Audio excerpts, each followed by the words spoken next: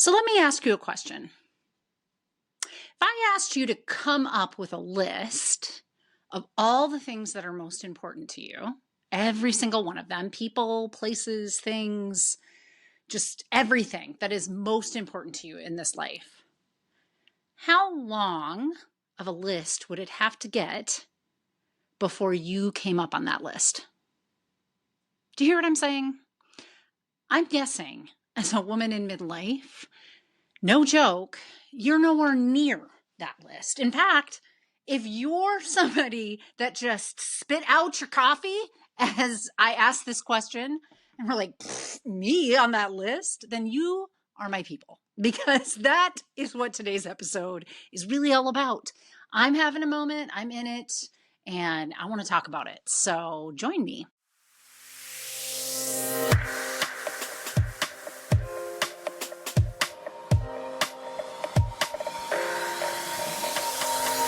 Welcome. This is Midlife Crisis to a Centered Life Thriving, a podcast that teaches women in midlife to unapologetically stop silencing their dreams and start designing the lives they want to live in. I'm your host, Dr. Natalie, and as a clinical psychologist of the last 2 decades and a twice divorced single mother myself, I not only know how hard it can feel heading into midlife, I am living it right here with you. I have taken all the many failed attempts and lessons learned in my own life and combine it with my extensive clinical experience to give you the tools you need to make midlife the best time in your life. No joke. So let's get started.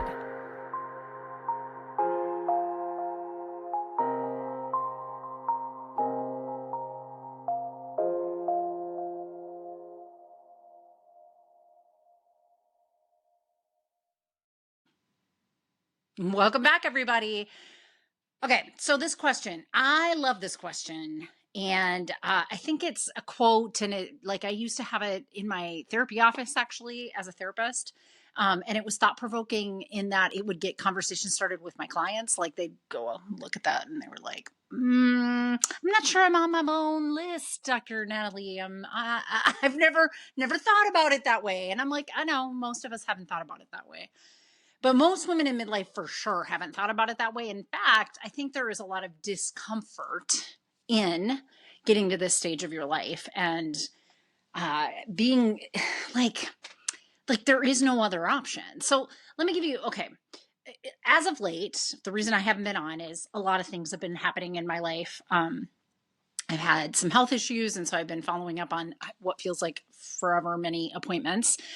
In February, there are 2 big birthdays, including my own. March just seems to fly by. I know it's 31 days long, but it seems to fly by because I'm playing catch up from the beginning part of the winter.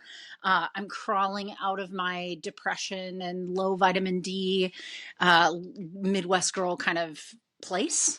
And I had a day the other day that I was just in it. I was really in it. I didn't want to work. Even though I like my job, I just did not want to show up for anything. I didn't want to get out of bed. I rolled myself downstairs. I made it work, but I was so resentful about it, right? And man, as we head into April here, I'm starting to kind of slowly come out of it, but I was reflecting what the hell happened? How did I get in such a funk for so much? Now, part of that is perimenopause, right? Peri, she is not my favorite. She's not my favorite, and she's probably not your favorite either. Peri puts a monkey wrench in everything. And so my moodiness and my ups and downs and my energetic levels and my level of sleep and all of that is part of this, right? But I can't just take the big swooping brush of perimenopause is happening and, call it in and be like, yeah, I'm just going to not work and not be a mom and just not life. I'm just not going to adult until this is all done. Because as it turns out, this can last 10 years. That's the average, right? So we can't just fall off the face of the earth because of our hormones for 10 years. So then the question really becomes how did I get in that space? I know that I'm in perimenopause. Some of that is a little erratic and chaotic, and I can't always predict for it. But like, how did I get there? And I got back to the space of questioning that particular question. And like, where on my list am I? And I realized like I was nowhere, right? So for me, I don't know about for you, but for me, if I catch myself spending a day off, like a day off of work, avoiding doing anything in my house, anything with friends or family, just want to like not get at my like goal in life is to not get out of my pajamas, watch TV all day and go to bed. If I'm there, then I've completely dissociated, right? Like I am it's that tension between being I'm completely wired, there's too much anxiety and stress happening in my life that I've completely collapsed. So that's my collapse phase of that tension. And I knew like oof, like where how did I mess up? Like I thought I was doing some self-care here and there, but what happened? And what I notice is that there is a very powerful choice that happens multiple times a day where I pull back into what I've called here and what I would call the programming and conditioning of what it is to be a woman in the world, to be me, even make it more local, like even just to be Natalie. Like it's the patterns of behavior that I've created that make me, but also don't always serve me. And I know that to be true, but I can't always seem to interrupt that pattern. And so it sometimes takes until I've had a couple Saturdays where I'm like, yeah, I literally haven't gotten off my butt for me to realize this is a problem. This is a problem. I'm not on the list. And I'm here today to just kind of talk through like, where are those little, just teeny weeny decisions where we are choosing the role, choosing the plan, choosing what we think is expected of us instead of choosing us.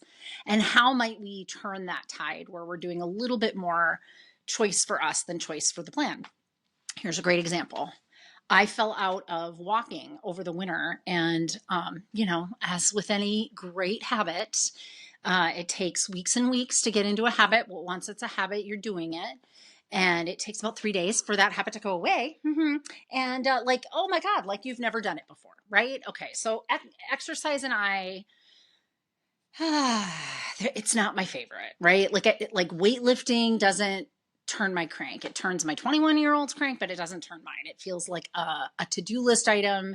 It feels like you should do this, like a shoulding on myself kind of a deal.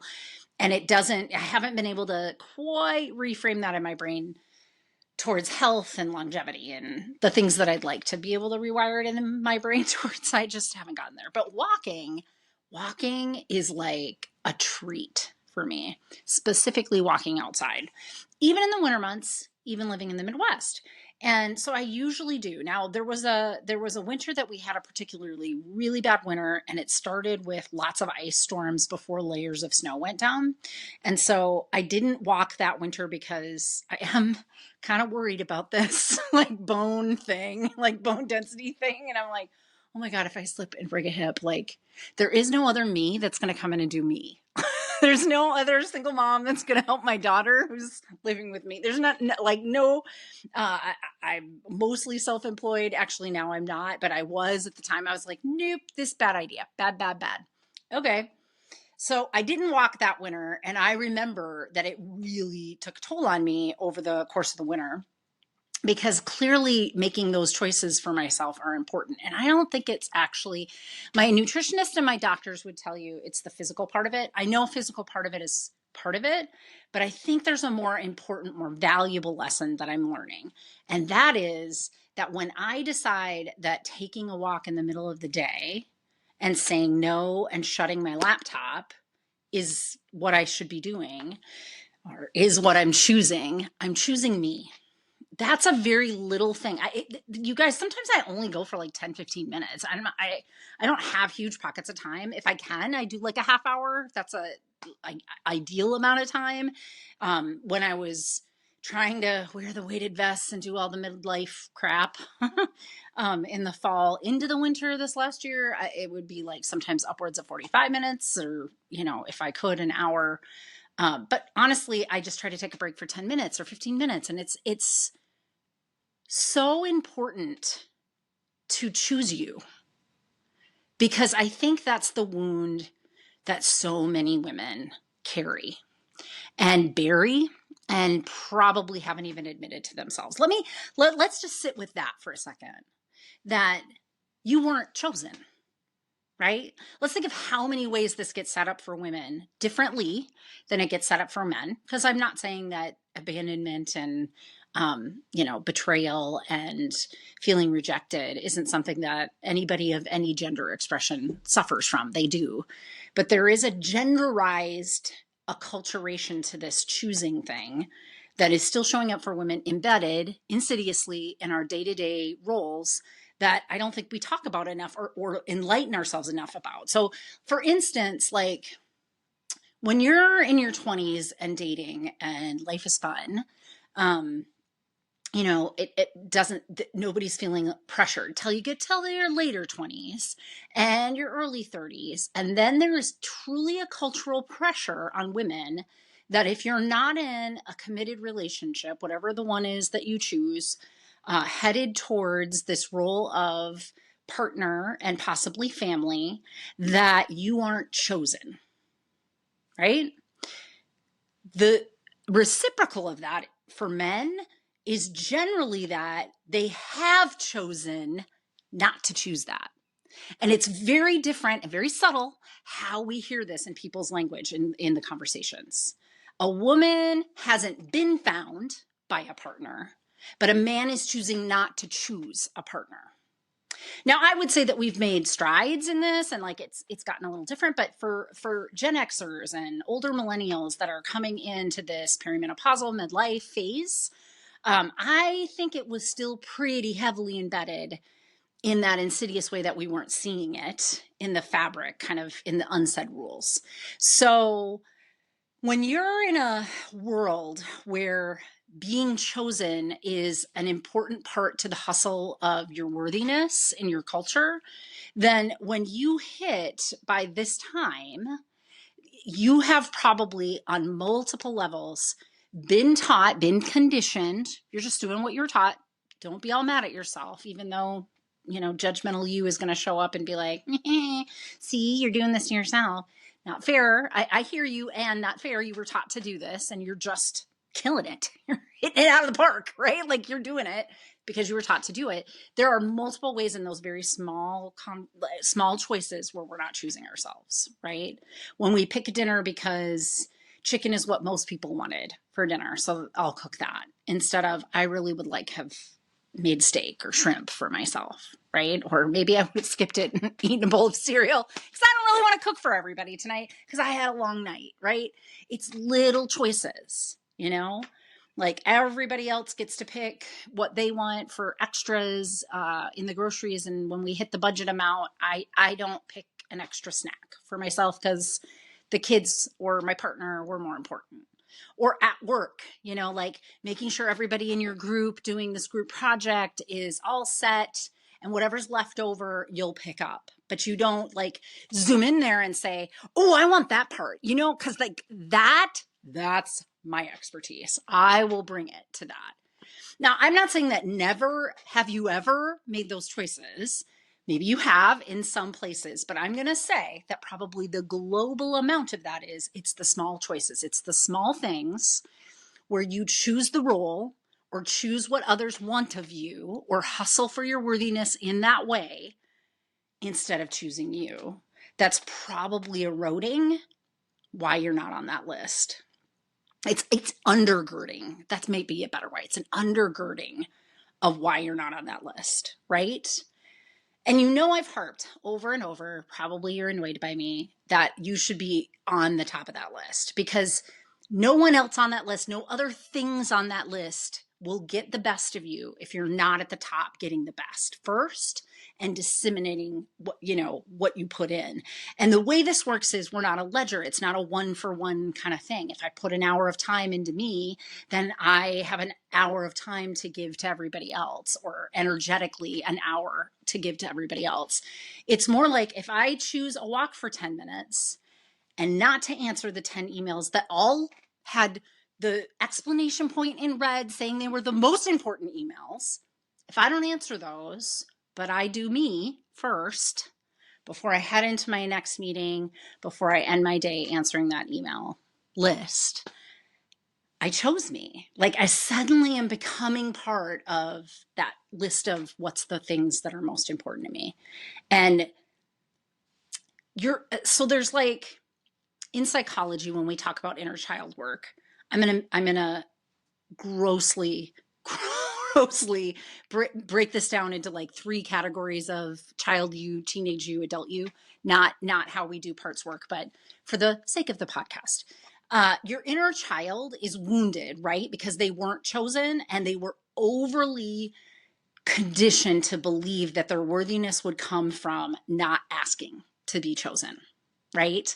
By selflessly giving in, self-betraying, not doing what was something that they desired, but being shamed or chastised if they did what they wanted as selfish, and taught over and over and over again. Your inner child was taught you're not chosen, or you better work to get chosen, and you better not ask to be chosen, and you certainly better not choose yourself. That is not okay for women, right? That's the genderized acculturation.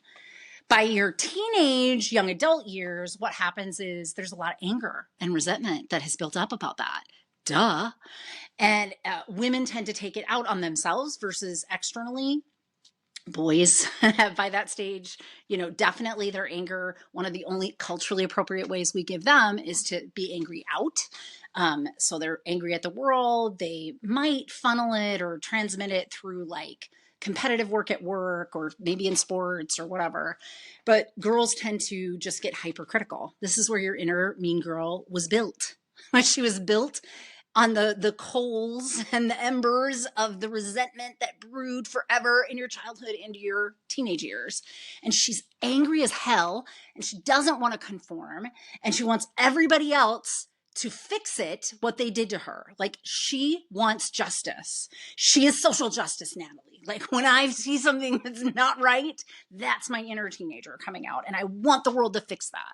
Like, I'm not even getting into politics right now, but that is the dichotomy of stuff that you're seeing in social media, is like, too many of us have ideas about how to fix those things, and we're yelling at one another, but it's from that inner teenager who just wants you to fix the problem that's inside of me.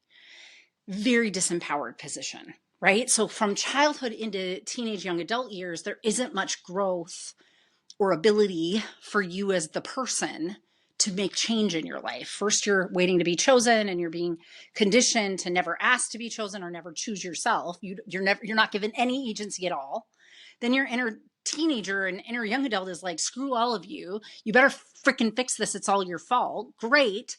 I mean, I'm glad that you're able to point at what created this and know it's not you and separate at least that much. That's good. And yet it still disempowers you because you're waiting for the outside to fix what's happening to you on the inside. Not okay. Adult healing is holing. Like, what we want to get to is that you realize that all along it was BS that we were taught this. It's total BS. And we did have a choice and should have been making the choice to choose us. And we should have been taught that. And that should have been something that was like reinforced and valued, right? I mean, I'm not saying that when you choose you, when you're letting children do things, if you indulge them all the time, that it swings it the other way. They get to have natural consequences. You get to choose you, and if you do that and it harms other people, the consequences, other people won't want to be around you, right? Like, but that's not how we were parented at all. We were just taught, don't choose you. That it's shameful to choose you, that it's selfish to choose you. So we got pissed by the time we were teenagers. But by adulthood, what I want you to see is your own agency in this. Like, your agency is, I can't not work every day. I can't not show up. I can't not pay my bills. but I can choose a 10-minute walk for myself. I can choose my coffee every day. I can buy the good coffee, which I do. I drive 30 minutes away from my house to go to get the exact coffee I want from this cool coffee shop in downtown. Like, okay, these are small things that I do to choose myself. But I would really like what I want you to take away today, and what I want you to really challenge yourself to do is to find those small choices. Like, if you need to say no to an engagement socially because you do need the time to yourself, great. And yet, just saying no to them doesn't mean you need to hide from the world by watching HGTV or, your latest series on a streaming device. It means then, pick something that fills you back up, right? Like, don't just hide, but fill yourself back up in some capacity in those little choices that you make from day to day. When there's a project at work, name what you think you're best at and pick that, right? When there is a project at work and somebody has made you do something you don't want to do, name that and tell your supervisors and managers, like, if you want me to do this, I will. And it doesn't highlight my strengths here for you. So just saying, like, know that, like, you can choose that, and it's not my greatest strength, so I'll do my best and I'll bring my best to it. But here's how I would reframe that. Little things that advocate for yourself, that put you first, that bring you up on that list in your life, they're important. Ladies, they're really important. They're everything, honestly. So that's what I had to say today. I'm in it right there with you. I do have an idea for an episode coming up that has lots of implications for all of us in the perimenopausal, menopausal journey and our health and all the things that are being asked of us. So keep watching. When I have a minute and I can sit down and collect my thoughts about that and sit down and have a cup of coffee with you and visit about that, I will. As of now, I don't know when that will be. So, still same season, right? That I want you to just listen to the great library of things that I've put out there on Midlife Crisis to a Centered Life Thriving. Like and subscribe. Make the bots like this, because somebody needed to hear this message today. Maybe it was you. Maybe you have one other person in your life, and I would challenge you to find that person and send them this episode. Please, do it across social media, do it via text, do it in conversation when you're at the gym with them. I don't care where it comes up. Just share this with one person in your life, because it makes a difference. Somebody needs to hear this. I'm not the only one that's feeling this way. I'm not the only one that needed to hear the message of, I guess I didn't realize how much the world had taught me not to put myself on my own list of important things. And that makes literally no sense when I am the only one that's doing all the things for all those things that are important to me. Like, duh. But how do I do that? Here's a way. Here's a suggestion. It's just one of very, many suggestions that I have here on the podcast. But I want you to share it with one person. I want you to like. I want you to subscribe. Push yourself this week and even comment on this. Do you think this is BS? This idea that I have about doing the small things and choosing yourself? Or give us ideas. I would love in the comments if you would put down what your ideas are about choosing yourself, the little ones. The more of us that talk about this, the more ideas will brew, the more times and opportunities all of us will have to put ourselves a little bit higher on that list of important things in our lives. I love that idea. And just remember, you are not alone in this. I am here with you. We're all here with you. Keep coming back to Midlife Crisis with a Centered. Keep coming back to Midlife Crisis to a Centered Life Thriving. I can't even speak. Just laugh at me. I'm not taking that edit out.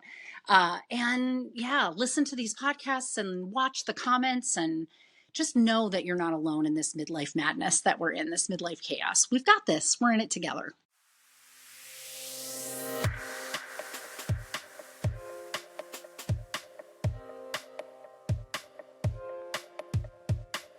Because I am a licensed clinical psychologist in the state of Minnesota, I have to make sure at the end of each of these episodes that I give you the disclaimer that none of the material that I talk about in these podcasts is meant to replace any kind of therapy or formal medical or mental health treatment. And in fact, anything that I offer on my website, my coaching programs, any kind of psychoeducational materials that I release are not a replacement for that level of care.